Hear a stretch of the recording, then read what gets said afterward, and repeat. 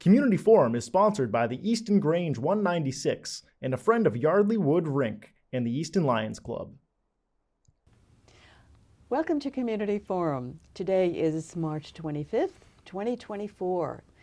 I'm Priscilla Almquist-Olsen, your host, and today it gives me a great deal of pleasure to welcome one of the most extraordinary violinists that I've heard lately and who has been performing in the Easton area and most notably at my church, Holy Trinity Lutheran, where he will be performing for Easter, if you want to come and see him in person and hear him in person.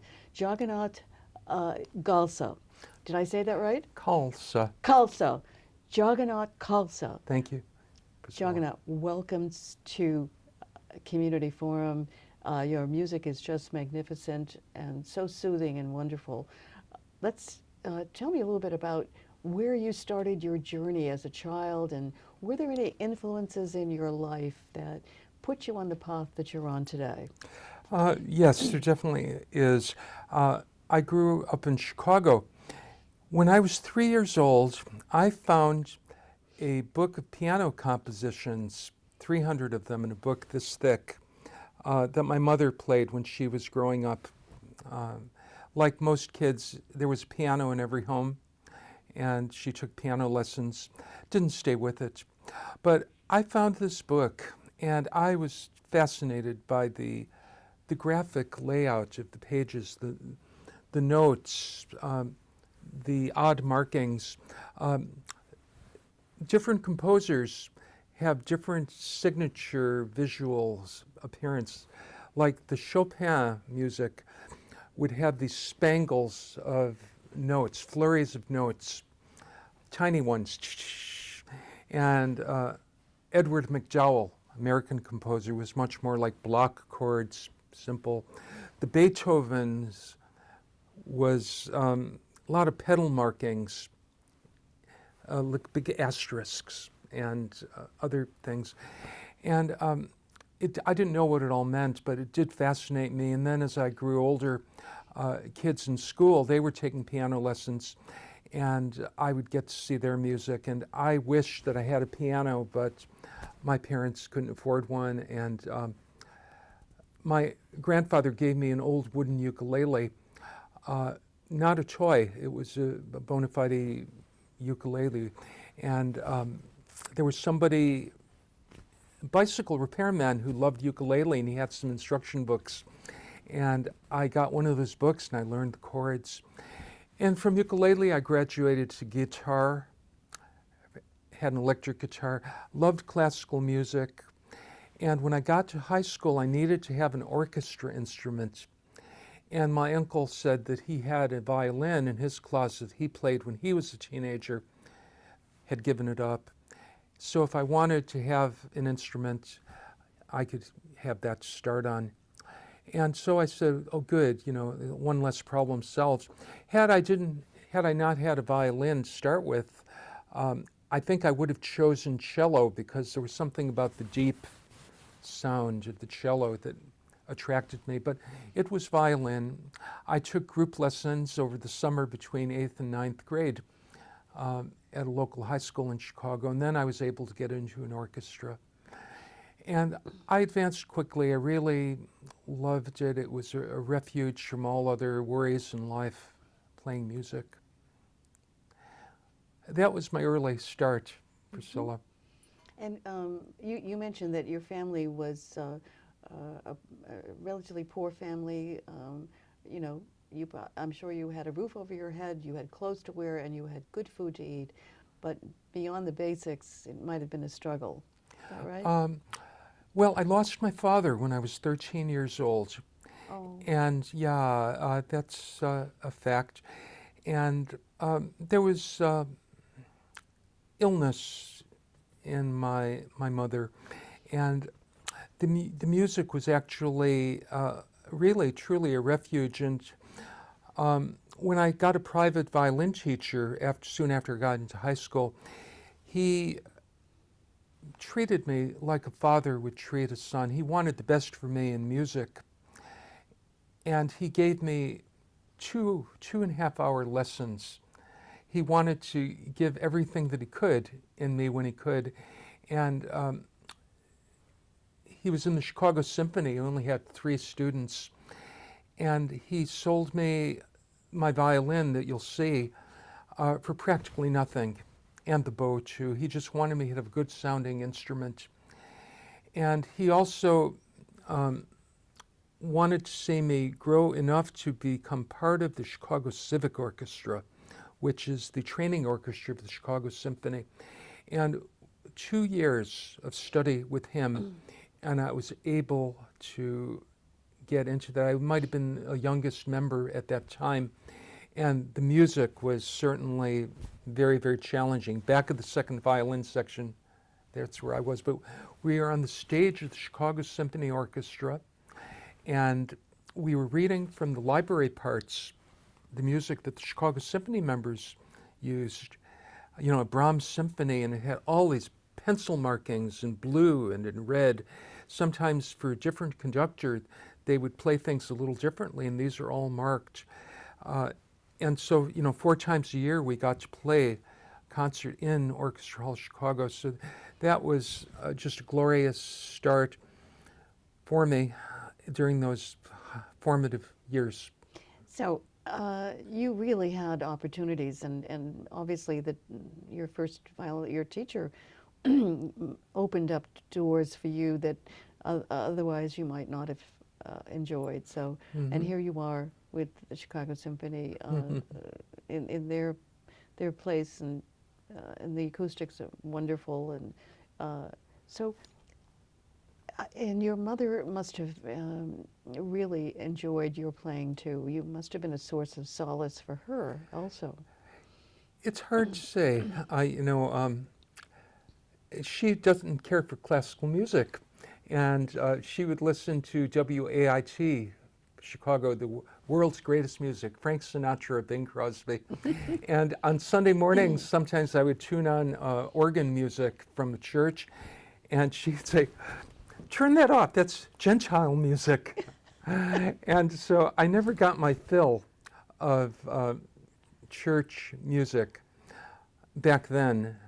However, I had this love in my heart and attraction for it. And when I became a sophomore in college, somebody invited me to play part of their doctoral requirements concert. And this program was at the large church at St. Louis University, a Catholic cathedral-sized church with a choir, a youth choir, 4 soloists, and just 5 string players. And for the first time, I got to hear Bach and this beautiful chorus, and they were like angels to me. The sound, their beauty, although they were college kids, many of them. But then the adult choir was composed of church music directors and other people who loved church liturgical music and got together on their own. On Friday nights. They were called the Louis IX Chorale. And these people loved the music of the church, and so did I. And then I got my fill of organ accompaniment and playing alongside and supporting vocal ensembles. And this gave me a direction, a compass in life for my future musical adventures. Now, all this time I was going for a technical career. My family wanted me to have a secure career, and I was already in engineering education, and so all my life, in parallel with the music, I've done engineering, and but music, I've always considered myself an artist and a musician, and that's what I would emphasize to people rather than my technical ability. I also had a big interest in recording and electronics and things that are helpful if you're in the music business. So you had a technological edge on some of your fellow musicians. A little bit, to the extent that I record my rehearsals and performances and love listening to playback, and I love editing. If I do a concert, I'll edit out the extra applause and the pauses, a noise from the audience or something, to make a more perfect product, you might say. But for me, it's never been really for profit, because once you distribute something for money, then you have to give credit and distribute profits to other musicians. There's just been so many music partners, and it would be impossible to keep books on all of that. So it's really just been a labor of love in that regard. Yes, I can understand that. And let's point out the fact that you were raised Jewish. That's why Yes. your mother said, "Stop that Gentile music." That's true. And when I was in Temple, I was in the children's choir, and I loved that. I mean, that got me through Saturday school. I loved being with the choir more than religious studies or Hebrew instruction, but the singing and the effort to make beautiful music, I think, carried over into playing violin. You know, when you sing, you have to carry a melody and make that melody live in certain ways. And when you play violin, you're creating a continuous stream of sound. And it's basically like I'm singing through my instrument. And also, you're setting the mood, because I mean, your voice can change moods, and playing the violin can also change moods too.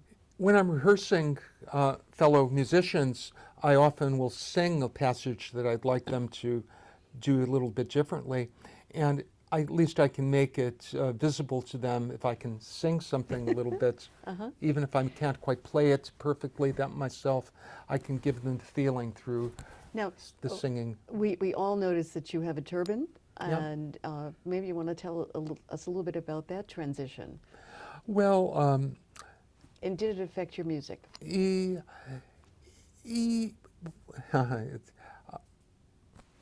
I came to the Sikh lifestyle when I was 30 years old, and it actually was through music, because the person in the community was already informally famous as a singer, and she wanted me to do accompaniment to her. I had never done improvisational playing, and she didn't read music notation, but she had her own. So I said, okay, out of the fry pan into the fire, you might say. And I did learn, through hours with her, to do one particular song that we needed to record. And that did get my start, and I became comfortable with just playing meditational type of music. The Sikh religious music is traditional Indian music, and there's no place for classical Western music in any of our services. So all I can say is the meditational feel, the meditational music, just accompanying somebody with the drone sound on a chord is work in itself, and that was the extent. Then, when I got comfortable, I would play melodies and second them, but I wouldn't ever be the leading voice. And so again, like parallel universes, I had my classical music in the church, music that we know more familiarly, and then this Eastern musical accompaniment. So it broadened my ability. I think it gave me a more, what they call a legato stroke, because when you play meditational music, you have to have a very smooth and unwavering bow stroke.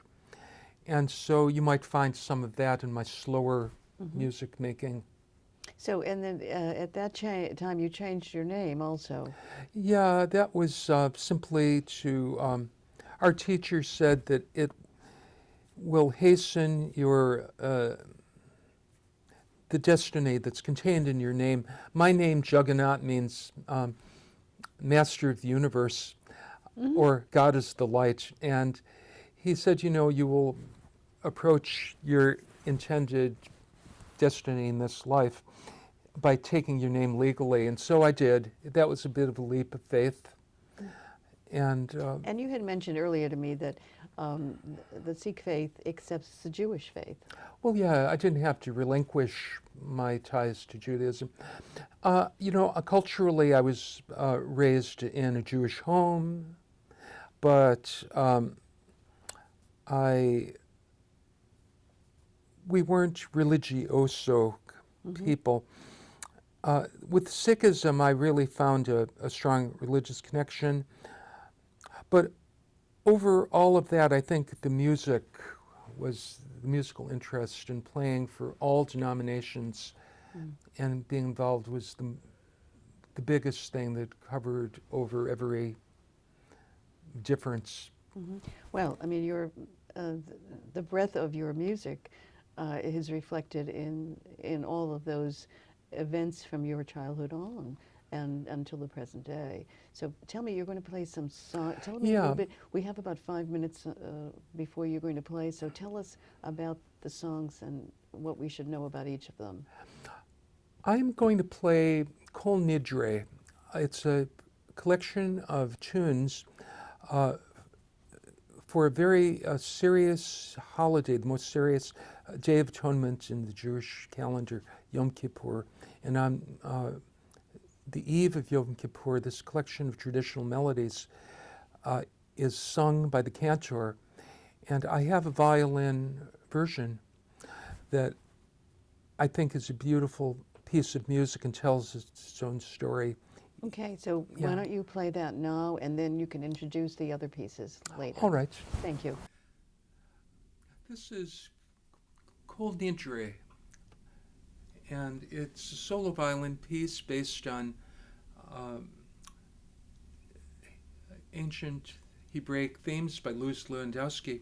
These were arranged by a modern composer, Elaine Vine.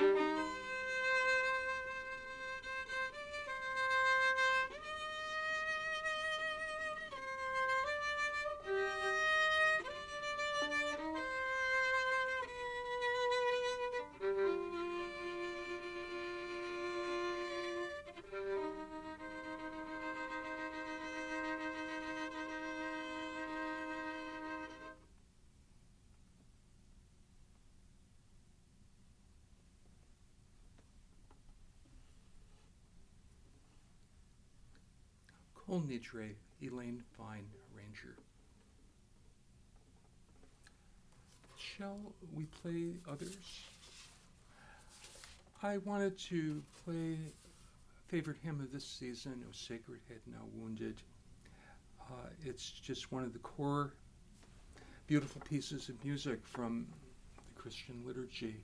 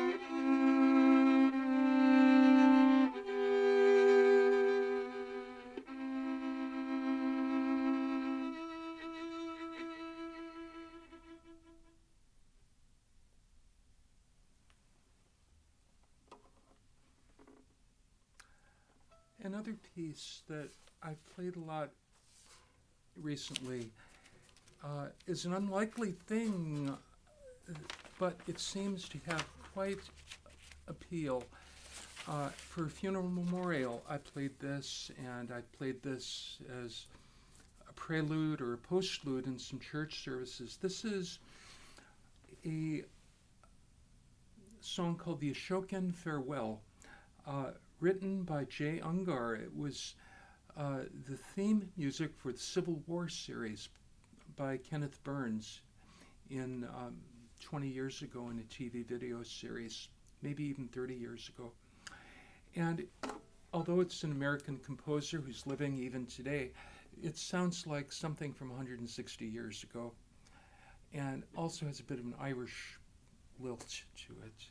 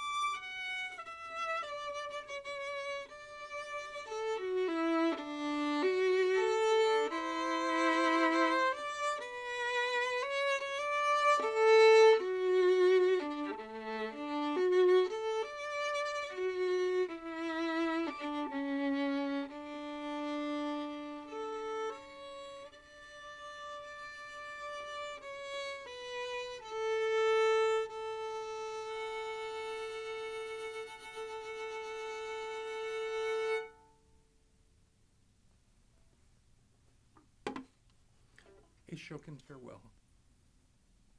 All right, so that's it for today. Community Forum, thank you for watching. Until next time, Priscilla Almquist-Olsen, be well. Community Forum is sponsored by the Easton Grange 196 and a friend of Yardley Wood Rink and the Easton Lions Club.